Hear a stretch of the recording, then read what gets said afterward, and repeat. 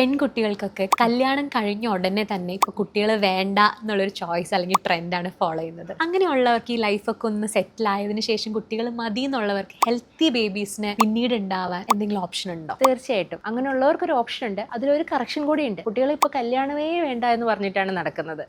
അവർക്കുള്ളൊരു ഓപ്ഷനാണ് നമ്മൾ ഈ എഗ്ഗിനെയോ എംബ്രിയോയോ നമുക്ക് ഫ്രീസ് ചെയ്ത് വെക്കാം എന്നുള്ളത്. അപ്പോൾ പ്രായമായി കഴിഞ്ഞിട്ടാണ് ഒരു പ്രഗ്നൻസി പ്ലാൻ ചെയ്യുന്നതെങ്കിൽ തീർച്ചയായിട്ടും ജനിതക വൈകല്യങ്ങളൊക്കെ ഉള്ള കുട്ടികളുടെ എണ്ണം ഭയങ്കര കൂടുതലായിരിക്കും.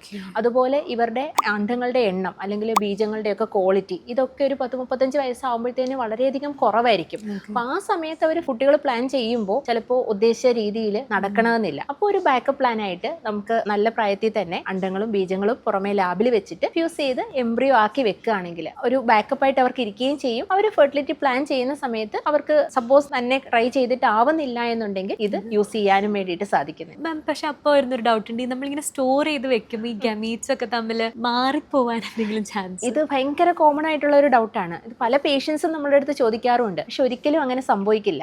കാരണം നമ്മൾ ഡബിൾ വിറ്റ്നസിംഗ് ആണ്. അതായത് ഒരു എംബ്രിയോളജി ലാബിൽ ഓരോ ഡിഷിൽ നിന്ന് ഓരോ ഡിഷിലേക്ക് എംബ്രിയോയും ഭ്രൂണങ്ങളെയും അതുപോലെ തന്നെ ബീജമണ്ടം ഒക്കെ മാറ്റി വെക്കുമ്പോൾ നമ്മൾ അതിനടിയിൽ പേരെഴുതിയിട്ടുണ്ടാകും. അതുപോലെ തന്നെ വേറൊരാളും കൂടെ ക്രോസ് ചെക്ക് ചെയ്യും.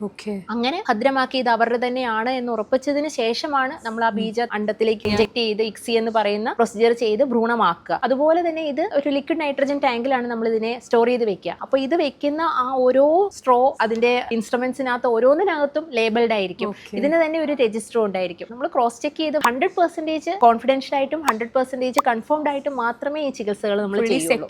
തീർച്ചയായിട്ടും. അപ്പൊ ഇതൊരു 10 വർഷം വരെ നമ്മൾ ഇത് സ്റ്റോർ ചെയ്ത് വെക്കാനും നമുക്ക് സാധിക്കുന്നുണ്ട്. 10 വർഷം വരെ സാധിക്കുന്നുണ്ട്. പിന്നെ ചില കേസുകളിൽ ഇപ്പൊ ക്യാൻസർ ട്രീറ്റ്മെന്റ് ഒക്കെയാണ്. അപ്പൊ അവർക്ക് ചെറിയ പ്രായത്തിൽ ക്യാൻസർ വന്നിട്ട് അങ്ങനെ ഒരു ഇൻഡിക്കേഷന് വേണ്ടി ഫ്രീസ് ചെയ്ത് വെക്കുന്നതാണെങ്കിൽ നമുക്ക് കുറച്ചുകൂടെ കാലയളവ് ഇത് നീട്ടി വെക്കാൻ വേണ്ടിയിട്ടും സാധിക്കും. കാരണം അവർക്കൊരു 12 വയസ്സിലൊക്കെ ക്യാൻസർ വന്നു അല്ലെങ്കിൽ 18 വയസ്സിൽ വന്നു ഒരു പ്ലാൻ ചെയ്യുമ്പോൾ 10 വർഷം ചിലപ്പം അവർക്ക് തികയാതെ വരാം. അപ്പൊ അതിന് ഒരു ബാക്കപ്പ് പ്ലാൻ ഉണ്ട്.